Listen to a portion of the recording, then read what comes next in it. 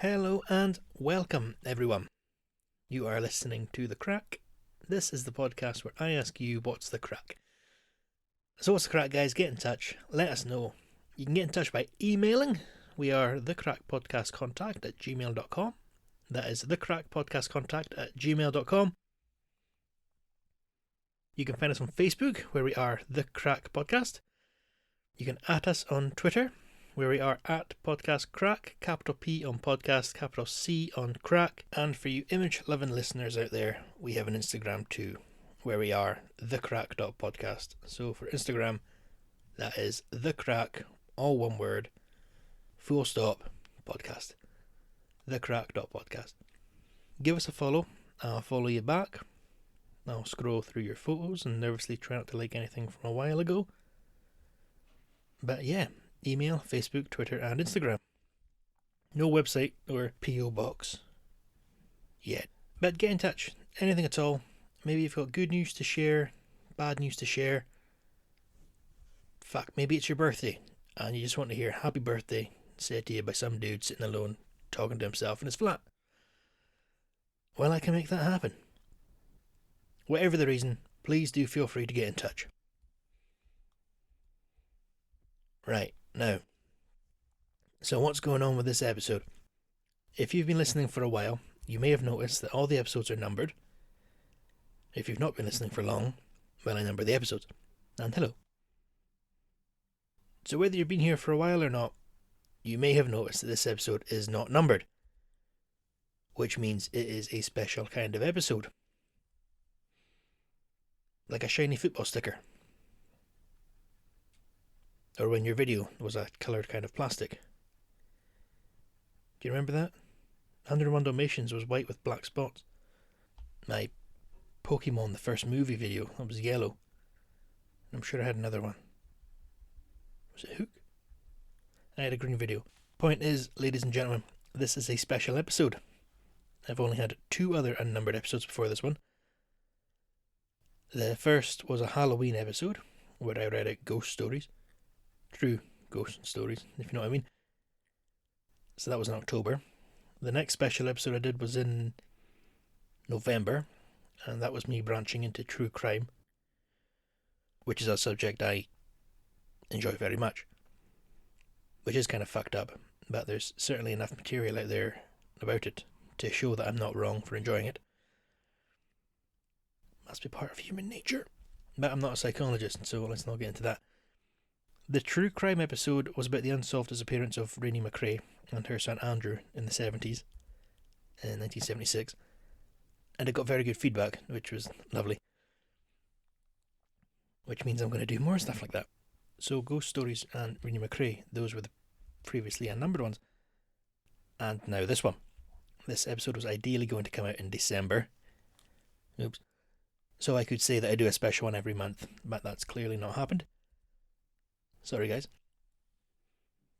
So, special episode number 3. The first special was Paranormal. The second was True Crime. But this one is probably, honestly, closer to Paranormal. But I'm going to go ahead and claim that this is my first episode in the cryptozoological realm. Aspects closer to supernatural, but we'll see. So today's episode, guys, this is an episode about the big grey man of Ben Macdui. Or, oh Jesus, as it's pronounced in Gaelic, Amphirliath Moor. So, aye. Right, so, where to start? Right, well, way up here, the north of Scotland, the Highlands, bagpipes, haggis, all that shite. Well, no, not really. That's more Edinburgh. What are we? Forests, heather, tweed. Right, aye. Up here it's all about the outdoor, Scotland type of stuff. The gritty reality, guys, is that right below the surface, yeah, wipe away the shore breadcrumbs and shake off the whiskey drops. There is a real world. And that real world exists up here. Well, that's a conversation for another day. So I'll come to the Highlands, stay in one of our many hotels, golf, fish, sail, shoot.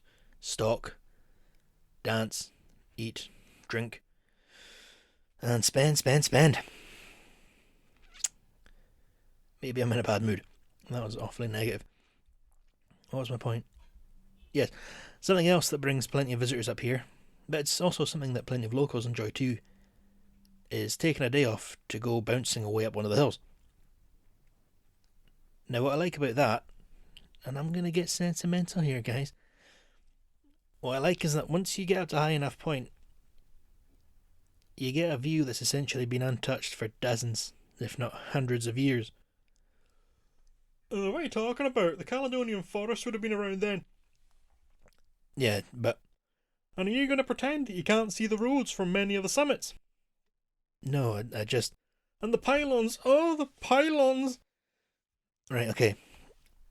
So I'm talking shite, but... Maybe if you fire up a hill, you can't look back in time from the top. But there is a peace and a beauty to being up there. And there's a glorious sense of achievement. Fuck me, I'm going to have to go and climb a Monroe after this. The main hills, or the mountains around here, that bring in the most visitors, certainly, that's going to be the Cairngorms. And I mean, good lord, everyone. This area, so many jobs are connected to the Cairngorms. Like, Aviemore basically exists because of the folks visiting to go up them. People don't go to Aviemore for the quaint Highland ambience. You drive through there on a non-COVID lockdown day, and it's people on North Face to fuck. Rare is it to see jeans in Aviemore. It's trackies or outdoor waterproofs there. There's a sense of identity tied into the mountain range for the area. Certainly, I mean, plenty of businesses, even if they have nothing to do with the outdoors or mountains, have got Cairngorms in the title. There's the Cairngorms National Park Authority, making sure the whole area doesn't get totally fucked up beyond recognition. And I mean, Aviemore itself, well, that's the village nearest the Cairngorms. Aviemore, it brings in, again in a pre-COVID lockdown world, over 1 million visitors a year. And I've worked plenty of tourist-related stuff around there. Families were always going to make a trip up the Cairngorms at some point. It's actually saddening to drive around the area because most of the places I've worked at appear on the road signs for the tourists. But even places that have nothing to do with mountaineering benefit from the hills. Like, for a while I was a greenkeeper on a golf course, and the mountains played a big part in the backdrop of the course. But yeah, I mean, it's kind of hard to ignore them. And I remember caddying for my dad when I was a young teen, and he was golfing in Hopeman in Murray, right down by the water. And my dad was putting or something, and I was watching this wee boat bob about on the water. And I just noticed how the water was constantly changing and the light was hitting it and all that oil painting scenic shite. When one of the guys my dad was playing with noticed me watching it, and he said, aye, it's bonny, isn't it? And he told me a little bit about the Murray Firth and how far we were from certain places and things. But then he told me that whenever he plays Grantown, he and his Hopeman buddies can't stop staring at the mountains. Which pretty much made my head spin. Why would you look at a mountain? It doesn't change.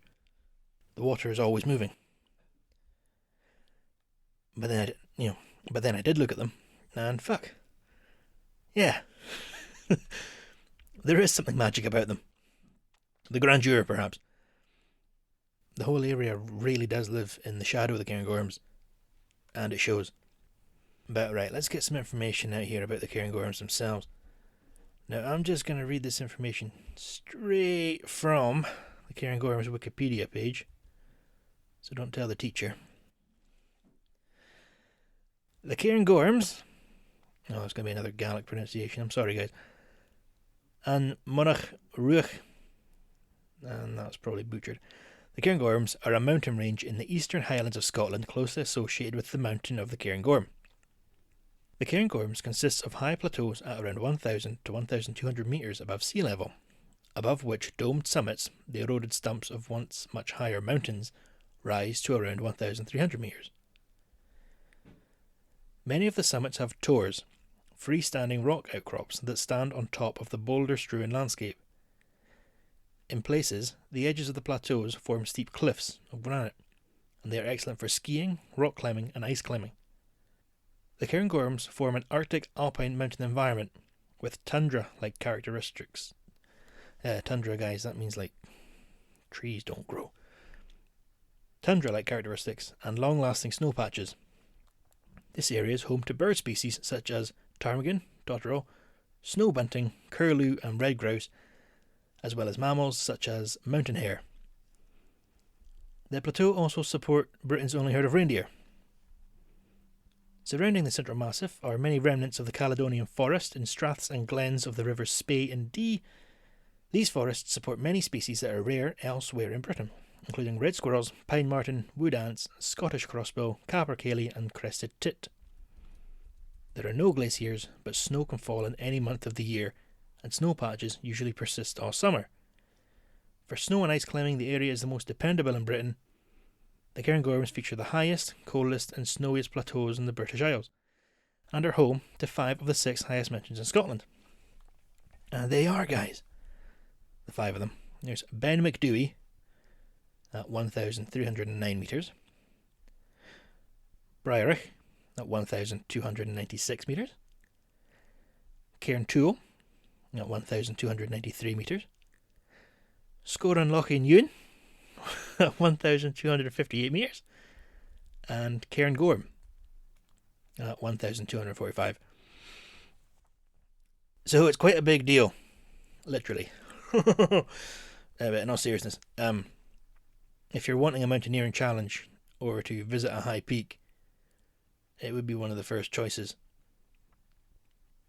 Or maybe if you just had a passion for hills. I fucking love hills! Maybe. And this episode is not sponsored by the Cairngorms. You know, if you want to visit, you go right ahead. Just make sure it's not during lockdown. If you don't want to, I don't care, guys. You do you. Go on holiday wherever you like. You deserve it. And guys, it is because of someone and their passion for climbing the mountain that we are talking about this very story today. Well, not directly. You know, it's not like the guy got back from hiking or climbing and came right over to mine and told me to talk about the fucking thing.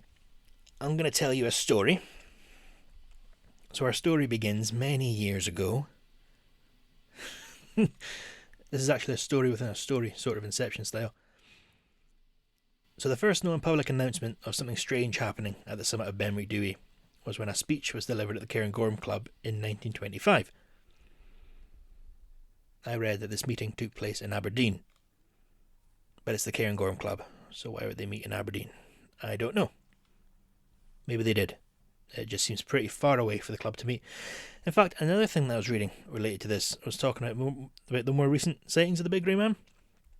And I went on to talk about some guys walking in a forest outside of Aberdeen. So what the fuck? But these are both American books, I should say, so. But Aberdeen can stay away from this. Maybe it's meant to say Ivor. I don't know. So at the Cairngorm Club meeting in 1925, a speech was delivered by a gentleman named John Norman Colley. Now, fuck me, guys. I was going to tell you about this guy, so I started reading about him, and he was just one of these cunts that seemed to excel at every fucking thing he did. So I thought I would be lazy and just read his eulogy from when he died. He died in 1942. But he was born in 1859. Lived for over 80 years. Yeah, I thought I could read his eulogy to, summarise the man. I fucked up our eulogies. I was hoping to summarise this man's life and achievements in 50 lines. Jesus. You know, when we die, someone's just going to summarise our lives in a 5-minute speech. Fuck. But I'll be honest with you guys, this J. Norman Colley guy, he was such a big deal that his fucking eulogy went on for pages, and I got into it. I was reading it, and as it went on, I found myself being like, no way. You know, fucking hell, man. So, pure laziness. Just like before, I'll go through his Wikipedia page and I'll shout out things about him. Right. J. Norman Colley was an English scientist, mountaineer and explorer. The man came from money. His family made their fortune in the cotton trade, but the American Civil War fucked that up for them. He got a PhD in chemistry. He got that in 1884 in a city called Würzburg in Bavaria. Sorry for the pronunciation. Which, if you read about that place has got some history too. Anyway, after he got his PhD, he came back to Britain and taught at Cheltenham Ladies' College in Gloucestershire, which looks posh as fuck. It's a private independent boarding school type thing. I googled it. It's still open. If you want to send your daughter away to boarding school there, it's £12,780 per term. So over 12.5 grand per term. Which, if you're paying, I'm assuming it's going to have to be worth it. So this guy was teaching at a fancy school, but he left there and he went to work as an assistant to Sir William Ramsay, who was a Scottish Nobel Prize winning chemist. He worked with him at the University College in London. There was also at the University College of London, where the Colley fella worked as the Professor of Organic Chemistry, which he did from 1896 to 1913. And then from 1913 to 1928, he was the head of the entire chemistry department there. It goes on to say that he was involved in the work that led to the first X-ray used for medical reasons. Apparently he constructed the first neon lamp, which I feel is a bigger deal than this website's making out, because neon lamps are a staple part of 80s iconography. You know, when you see them in films buzzing away over bowling alleys and diners and stuff. And he also did a load of other scientific things, but my ignorance prevents me from knowing what exactly they are. I'll read them anyway. He proposed a dynamic structure for benzene and discovered the first oxonium salt. I don't know what the shit they are, but I'm sure someone does. And bear with me here, guys. I'm just trying to paint a picture of this guy for you. So, in addition to being very well educated and employed as a scientist, his passion was mountaineering. I won't get into all this because, for the love of God, there is so much. But I'll bring it all together with... he was the first guy to climb. Well, he was the first guy to have the recorded, the sense. Plenty of hills and mountains in the UK and abroad. It says here that in 1899 he discovered... How the fuck can you discover it? Anyway, in 1899 he discovered the Keoch, which is a big rock. If you've seen the film Highlander, which you should have, it's pretty much the best film ever made. Sean Connery's in it. It's about an immortal Jacobite. Queen did the soundtrack. You should watch it. In the film Highlander, Sean Connery and the other guy, Connor MacLeod, I can't remember the actor's name, Christopher Lambert, they're doing a training montage. That's very 80s, guys. There's plenty of neon lights. And during the training montage, they're doing some sort of weird yoga sword shit. I don't know, but they're doing it on top of the Keoch, which is in Skye, which is in Scotland, I should have probably said. Actually, a good friend of mine, his older brother climbed it a few years ago, and when he got up to the top, there were a couple of plastic swords that previous climbers had left. So you could do your own wee, your own wee Highlander sword yoga training montage. I like shit like that. But back to the Colley fella. He was one of the first to go up Ben Nevis in the winter. In 1895, he was climbing along a Himalayan range called the Nanga Parbat. So in 1895, there was him, Colley, a climber called Mummery, and a climber called Hastings. They had two Gurkha guides, Raghubeer and Govind Singh. When a fucking avalanche came along and ruined their day, Mummery died, as did Raghubeer and Govind. So this Colley guy had been through it. He was smart, he had his shit together, he had a full-time job, and he had a hobby. Now, why am I telling you all this? Basically because he wasn't some Aviemore Ned who came running down from Ben Macdui, who went straight to the pub saying that he saw some massive cunt on the side of the hill. J. Norman Colley told the audience at the meeting that when he was descending from the summit of Ben Macdui in 1891, he was on his way down alone, with nothing but his thoughts and the sounds of his footsteps in the snow. But then as he continued, he became aware that he could hear other footsteps. Footsteps that weren't his. But he was a reasonable guy and completely surrounded by mist. So he rationalised. He told himself, obviously this is some kind of echo. But then he realised these footsteps weren't matching his. No. These echoes didn't correspond with the source. To quote Mr. Colley, he said, "It was as if someone was walking after me by taking steps 3 or 4 times the length of my own." End quote. So what did Mr. Connolly do? He started to run like he was a man alone in the misty mountainside, alone in the snow with a fucking giant plodding along after him. That's what he did. Crazy son of a bitch ran blind down the mountain, maybe 4 or 5 miles. He's lucky he didn't hurt himself. And he never went back. But having word does have that effect on some people. But that was Mr. Cawley making his speech in 1925. So what do we have in that story? We have a guy who knows what he's doing, walking alone, walking down the mountain, not to the peak, down from the peak. He's surrounded by a mist, and he hears footsteps behind him. But he never saw anything, and it compelled him to run. Interesting.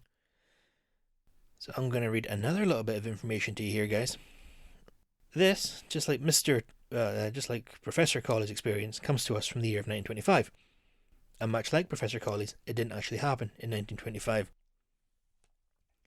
The year was 1900. Queen Victoria reigned as Queen of the United Kingdom of Great Britain and Ireland, as well as being the Empress of India, whilst the Second Boer War was in full swing. Also, the book The Wizard of Oz was published. Yay! So in that year of 1900, a man called Henry Kellis was kicking about the mountainside with his brother, A1 Dr. A.M. Kellis, who apparently was a very experienced mountaineer who actually died on the 1921-22 Everest reconnaissance expedition of a heart attack. Here's a fun fact, or not so fun fact. At the time of me doing this podcast, guys, there have been 304 known deaths of folks on Mount Everest. So do with that information what you will. Back to our mountainside story. So Mr. Kellis and his brother, Dr. Kellis, were up there when they shared an experience. Naturally, they were men about the whole thing and never made a big deal. But Henry, being the chatterbox that was just so like him, told his, what's described here as a lifelong friend, W.G. Robertson, who wrote a fucking letter to the Press and Journal in 1925. The Press and Journal, guys, that's like the it's like a local paper around here, but it's bigger than the local paper. I don't know how to describe it. I don't think folks in London read the Press and Journal, but it's quite a big deal. Anyway, I shall read to you what Mr. W.G. Robertson wrote to the Press and Journal. He and his brother, Dr. Kellis, had been chipping for crystals in the late afternoon, well below the cairn, and were together on the slope of a fold of the hill. Suddenly they became aware of a giant figure coming toward them from the cairn. They saw it pass out of sight in the dip on the side of the fold remote from themselves, and awaited its reappearance. But fear possessed them ere it did reach the top, and they fled. They were aware it was following them, and tore down by Corrie Erachlan. Well, I'm going to have to try and read that one again. They were aware it was following them, and tore down by Corrie Etchachen to escape it. Mr. Kellis said there was a mist on part of the hill, but refused to believe that the figure could be the shadow of either his brother or himself, causing an optical illusion. He asked why not 2 figures, if that had been the case. No one who knew Mr. Kellis or heard him relate his story could doubt his complete faith in his experience. End quote.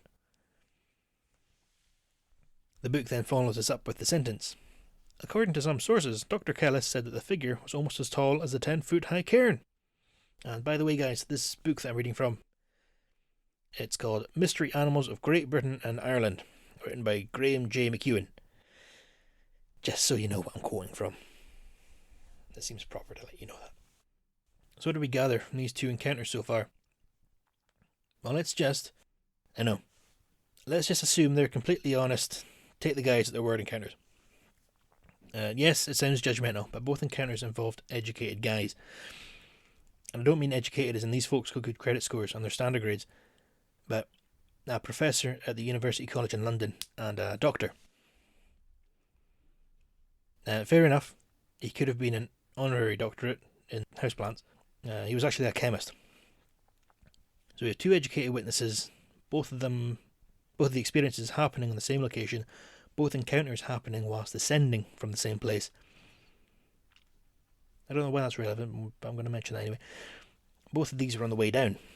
Both encounters ended with the unwilling participants becoming aware that it's behind them and running down the mountainside. What makes the second encounter, the Kellis story, all the more interesting is that it involved 2 witnesses. 2 witnesses are always more reliable than one, depending on whether or not they spoke to each other about it afterwards and built on each other's stories.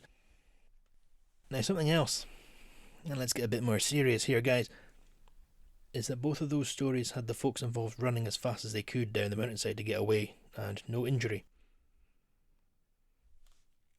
I know Scotland's not a massive country, and when you compare it to the size of the mountains, to massive peaks elsewhere in the world, they may not be impressive. But the area still deserves respect. For real, you don't fuck around when it comes to nature. For example, let me just get some numbers to you here, guys. The fastest ever recorded wind speed over land in the UK was recorded in 1993. The wind was recorded at 176 miles per hour. That's pretty fucking fast. And do you know where that was recorded? At the Cairngorms Summit Weather Station. The lowest recorded temperature in the United Kingdom has twice been recorded in the Cairngorms. Minus 27.2 degrees Celsius. Now, if you want to know in Fahrenheit, that's minus 17 degrees Fahrenheit. That was recorded on the 11th of February 1895 and the 10th of January 1982.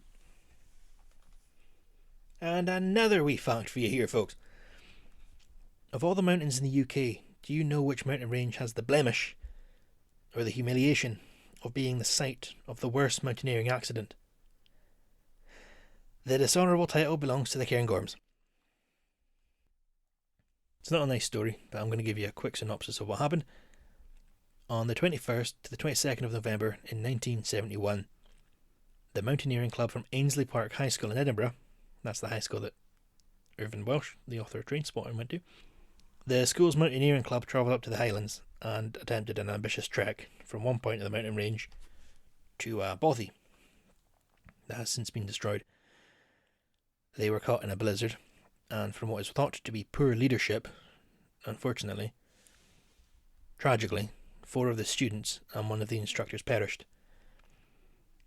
Just out of respect, I shall read their names. The instructor, she was called Sheila Sutherland.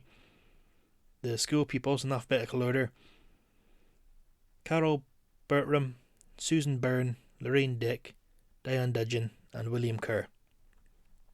Bertram was the oldest of the school children to die. She was 16. The other 4, Byrne, Dick, Dudgeon, and Kerr, they were all 15. And I mean, there is more to this story. There's, the rescue efforts and everything. It's known as the Cairngorm Plateau Disaster, or Fiach Butte Disaster, if you want to look it up for yourself. For this podcast, I was trying to find actual statistics for you, but I don't want to say frustrating, because I know they're not nice numbers, but what made it difficult to find statistics is that the numbers out there aren't just for the Cairngorms. They include the other mountain ranges too. So what I did was I messaged a friend. That's right, believe it or not, this strange guy has friends. I messaged a friend, telling him about the podcast, and I asked him if I could write about when he volunteered in the Cairngorm Mountain Rescue. He replied and let me know that I could, but he had never been in mountain rescue.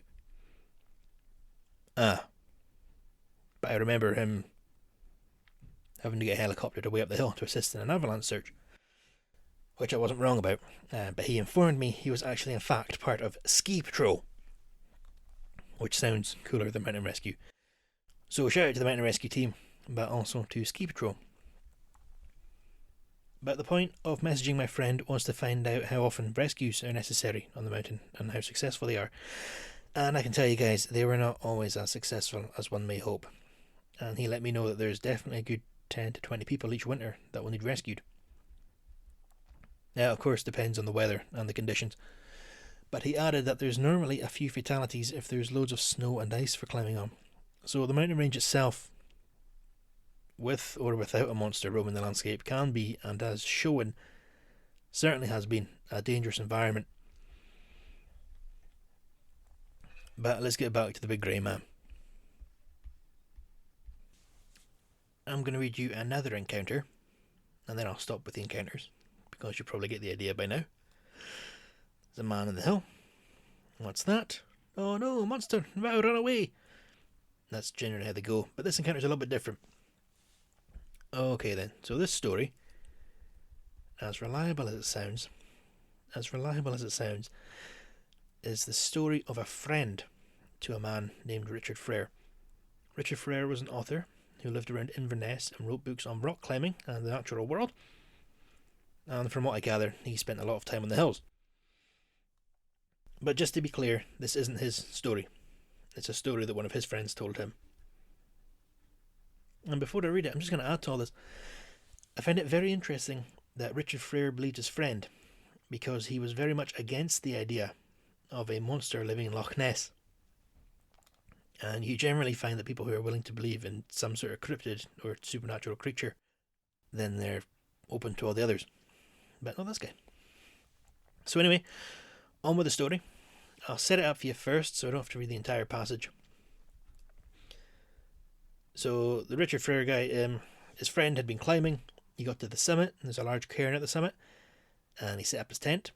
That night, as he lay in his sleeping bag, like something out of a horror film, the moonlight was obscured by something outside the tent, and the man lay there paralysed with fear. But then the shadow moved away from the tent, and the man made himself get up and looked out the front. And I shall now read directly from the book. The night was brilliant. About 20 yards away, he is curiously certain of the distance, a great brown creature was swaggering down the hill. He uses the word swaggering because the creature had an air of insolent strength about it, and because it rode slightly from side to side, taking huge measured steps. It looked as though it was covered with shortish brown hair. Yes, he asserts, most definitely brown. Its head was disproportionately large, its neck very thick and powerful. By the extreme width of its shoulders, compared to the relative slimness of its hips, he concluded its sex to be male. No, it did not resemble an ape. Its hairy arms, though long, were not unduly so. Its carriage was extremely erect. He tells us that the creature was at least 20 feet in height. And so end quote. The book continues with the following information. The witness had arrived at his estimate of the creature's height by carefully noting various features of the landscape near to which it had appeared, such as a large boulder, and then applying basic trigonometry. Nerd! Okay, people, so let's talk about this shit. So what we have there in that story is a situation that differs from the previous experience. This guy was not walking down, it was not daytime, he did not run, and he actually got a look at the thing. This guy was camping, it was night. He just watched. And he said it was about 20 foot tall, covered in brown hair, massive head, strong as fuck, and undoubtedly male. Alright, so what do we do with all this? Well, let's just think about what the shit this creature could be. Naturally, the first similar, if I can use the word similar, the first similar creature to compare it to, what with the mountains and the snow and such, would be the Yeti. The Yeti, if you are unfamiliar with it, is a similar creature to the big grey man, but the difference being that the Yeti's apparently left footprints plenty of times. The Yeti, or the abominable snowman, as he's known, is a part of Himalayan folklore, and the legends of it go back, way back within the Tibetan people. But in the 19th century, when the white folks started poking about, that was when the physical descriptions became a massive part of it. The Yeti is described as being tall, well built, but covered in white shaggy fur, because it blends into the mountainside, innit? I remember seeing an old Hammer horror film called The Abominable Snowman when I was wee. But if you watch the third Mummy film, the third Brendan Fraser one, there are some Yetis in that. But they're like Catman monsters in that film. Or you can watch Monsters Inc. There's a Yeti in that. He's a good guy. So our big grey man The only description we have of him so far is that he is not grey, but rather covered in brown hair. So what other brown hair, rural country wandering cryptids do we know of? Only the most famous one of all. Ladies and gentlemen, from the North American forests and national parks, from Washington State to East Texas, and not forgetting Canada, it's Bigfoot. I mean, does Bigfoot need any description? This guy is the big cheese when it comes to cryptids. He's the head honcho. He's the top dog. Yeah, the Loch Ness Monster is alright, but Bigfoot? He owns this shit! But he belongs to our cousins across the pond. Canadian American forests have kicking about. And bringing it back to a semi-serious tone. If you are unfamiliar with Bigfoot, also known as Sasquatch, I shall briefly describe it or him to you. So like I said, found in the forests of North America, Bigfoot has been described as a humanoid-shaped, although very large, over 7 foot usually, bipedal creature, covered in hair. The legends itself can be found in ancient native legends and storytellings, but as for sightings, they've been happening pretty much since people started writing down about their time in the woods. The strongest evidence for Bigfoot being real, there's plenty of plaster casts of footprints that have been taken over the years, but there's very famous footage from 1967 called the Patterson-Gimlin film, and it shows an apparent Bigfoot creature, a female due to the breasts on it, walking away from the camera. The creature briefly looks back at the cameraman, and that still image, it's like undoubtedly one of the most famous mystery-related photographs out there. Like, surely you know the photograph. Anyway, so that's Bigfoot. So, could we assume that the big grey man is the Scottish version of Bigfoot? Yeah, you can if you want. Yeah, let's call it there. Okay, so the big grey man is probably just Scotland's version of Bigfoot. I can't think of anything else that could... Wait a second, hang on.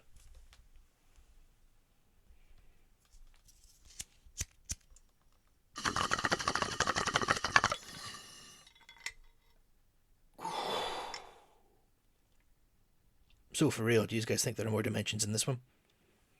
Now let's get a bit out there, guys and gals. If we put aside the fact that Bigfoot and Yeti creatures are spotted in other parts of the world, we can turn to the more spiritual, supernatural.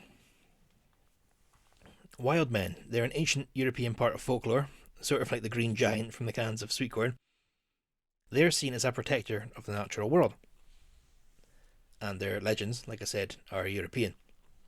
They're found in German folklore, French, Swiss. What the hell else is in Europe? Holland.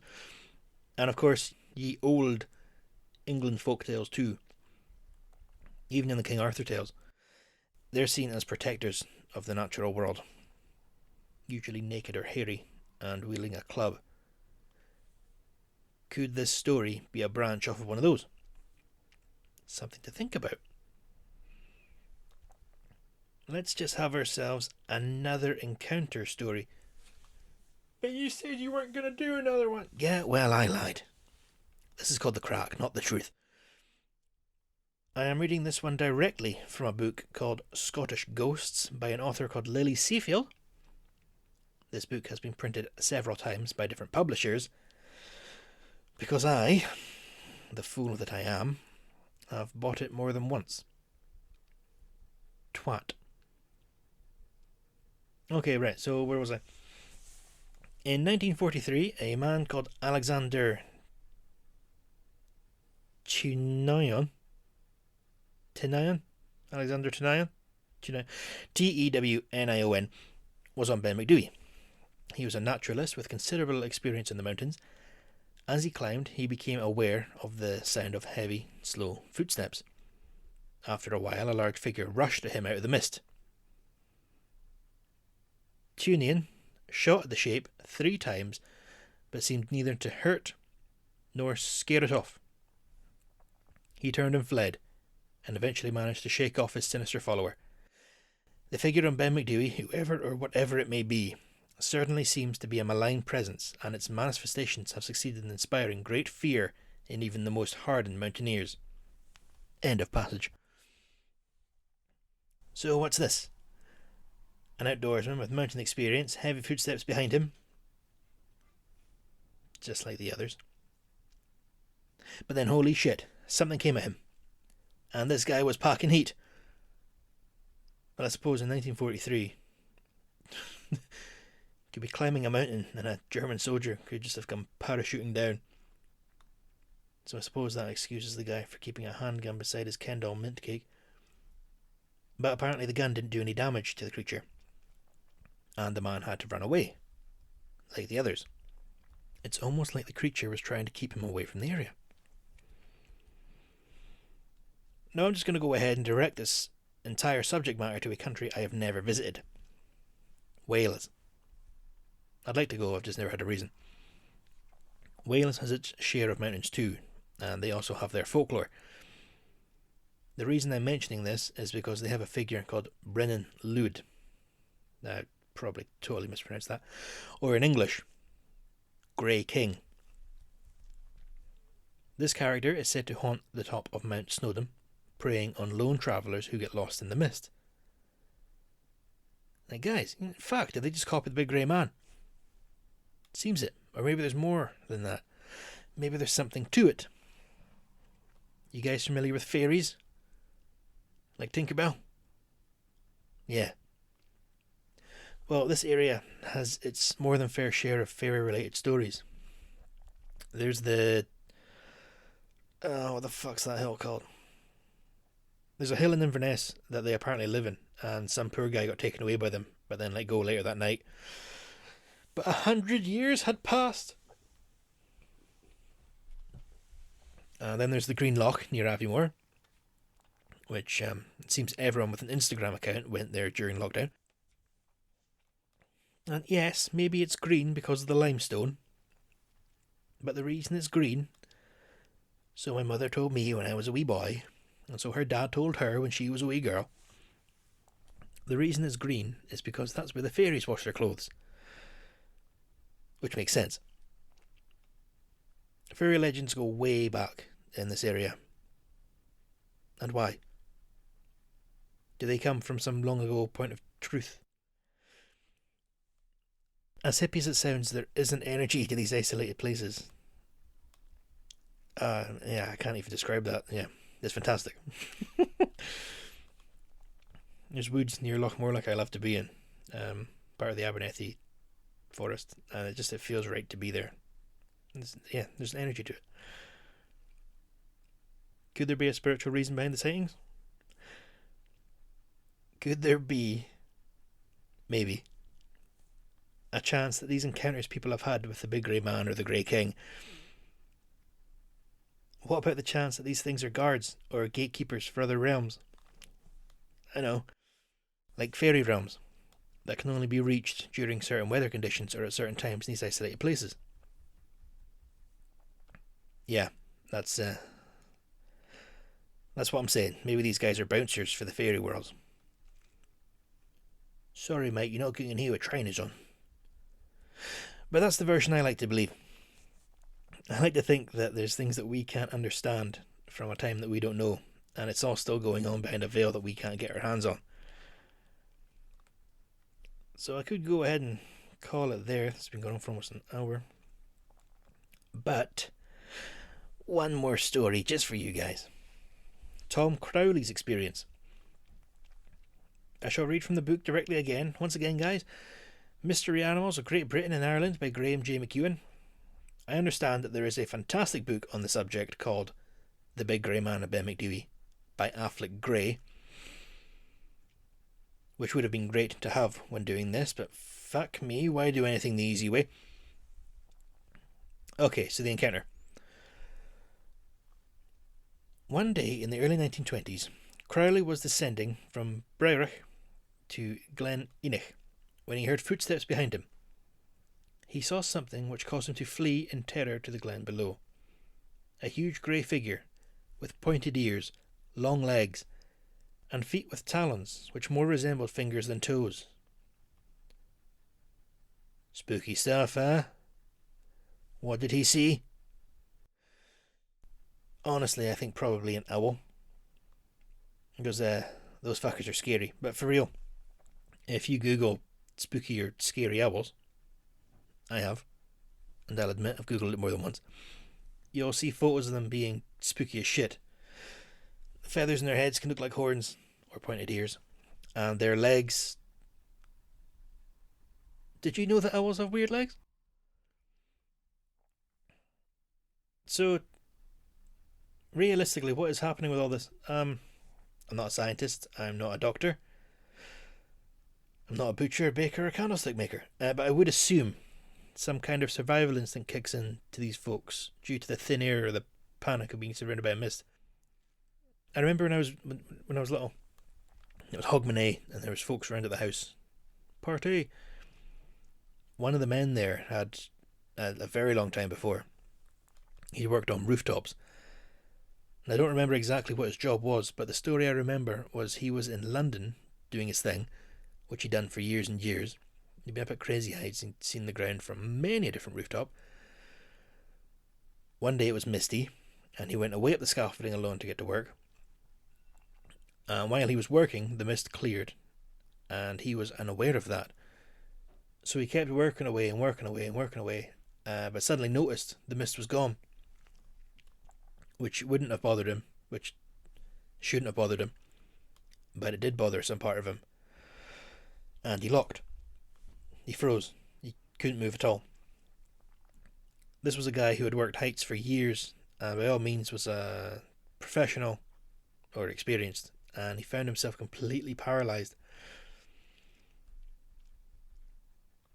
Now, there's a happy ending, because after a while his co-workers saw that he wasn't around, so they looked for him and they found him. They got him down. But yikes. My point there is that these experienced mountaineers and outdoorsmen, they're still at the mercy of their instincts and the unconscious reactions. And I'm thinking maybe our brains don't like being alone on mountainsides in the mist. Maybe it, kickstarts a survival mechanism. Like when you wake up in the night and you need the toilet and it's dark, and you don't want to walk the short distance from your bedroom to the bathroom in case that evil thing's there and it's going to get you, and you go out, so you try to go back to sleep, but you can't sleep because you pee so much and you make yourself go. Well, that doesn't happen to me sometimes. It happens to you, coward. I'm just saying, my hallway's scary at night time. Now, as for the figure being seen, the massive figure being seen, there is a phenomena which is known as a Brocken spectre. These occur when there's a mist on a hill or a mountainside and the sun is behind the person. Their shadow gets boomed up and magnified, which creates the illusion of a huge person. A grey person. Sometimes a little halo forms around the head and it looks like an angel. It's pretty cute stuff. And finally, what was with the footsteps? Well, around 10 years ago, I was Googling about this very subject, and an interesting video I came upon answered that, or it at least offered an answer to the footsteps. The video had a hill walker talking about his experience of walking alone when he became aware of footsteps that were following him. He would stop and they would stop. He would speed up and they would speed up. He got spooked and he was tempted to break into a run, which sounds pretty much like what we've been talking about here, doesn't it? I'm not saying that this answers, this isn't a definitive answer or anything, but it's an explanation. I'm offering an explanation. The fellow that was walking alone was walking along, hearing the footsteps, so he stopped and he had to think. He felt the weight in his rucksack shifting, and he thought that was strange. So he had a look to see what that could have been. Then what he discovered was that his flask of tea was sitting in the bag at an awkward angle. And what was happening was, when he walked along, due to the way the flask was, the contents were sloshing from side to side. So he walked, step, step, step, and the tea would move. Slosh, slosh, slosh. The faster he walked, step, step, step, faster the tea moved. Slosh or slosh. And likewise when he slowed. So there's an explanation for the steps for you. Of course, it isn't going to be as satisfactory as it could be. And I'd love to say that the big grey man's been caught on film or camera. But no. Just eyewitnesses. And folklore and stories. Entertaining, but frustrating in their lack of proof. Most likely a cautionary tale.